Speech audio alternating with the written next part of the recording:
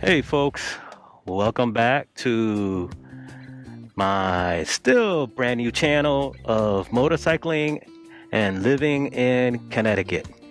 We find ourselves back where we were at the end of my last video over on the Haddam side of the Connecticut River. We're going to be heading over the bridge over there in a few, crossing over into East Haddam and checking out some of the sites on that side of the river.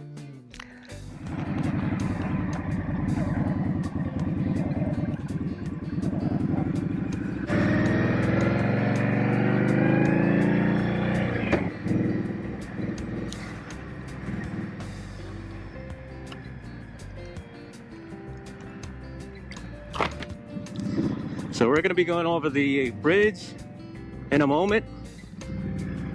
It's always an interesting experience going over this bridge. It's got a steel graded deck. So doing this on a motorcycle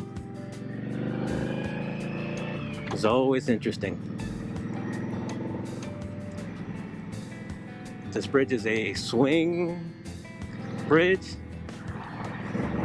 It opens sideways, so like counterclockwise. I haven't been able to see it open too often over the years, but they do have to open it when you get some of the taller vessels coming through. So right there, we got the Goodspeed Opera House, and I'll just pull over for a second to take a quick look at it. This building dates back to the 1800s, and it's produced several Broadway performances. Beautiful building inside. I've had the opportunity to visit once. Over here we have the Gelston House in front of us, where actually that building right there dates back to the 1700s, and it's always been a restaurant slash hotel. I've never stayed there, so I couldn't tell you what the accommodations are, but I'm sure that they're just fine.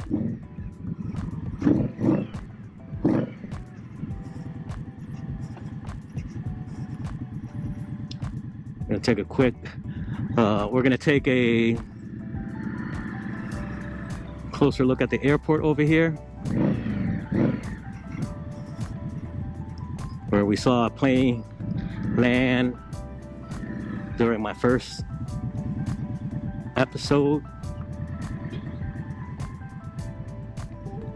You get to see the Connecticut River from a different vantage point.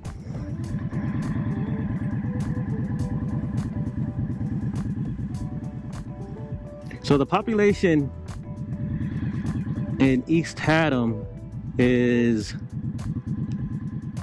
approximately somewhere between 9,000 to 10,000, and the medium household income is somewhere around 80,000 per household, which is slightly above the Connecticut average.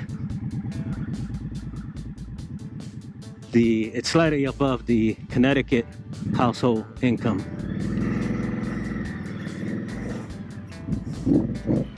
So I would say that as a whole, these folks over here are doing okay.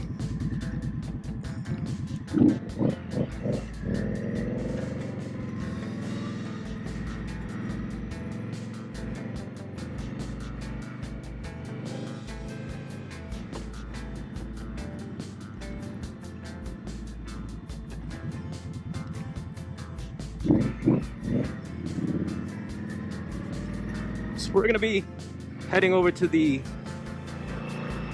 Nathan Hale schoolhouse.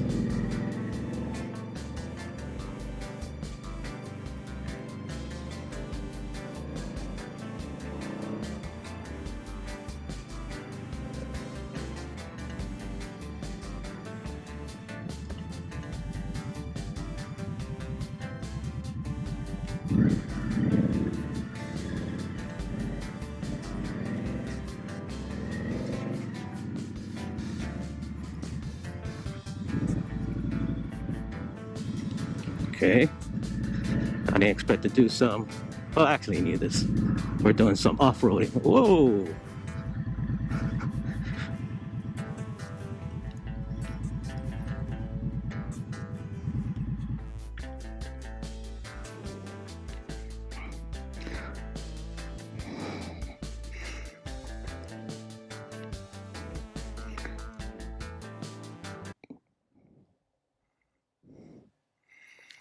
So Nathan Hale was considered one of the first heroes in American history. He was a school teacher turned spy during the American Revolution. And he taught in that school for a year before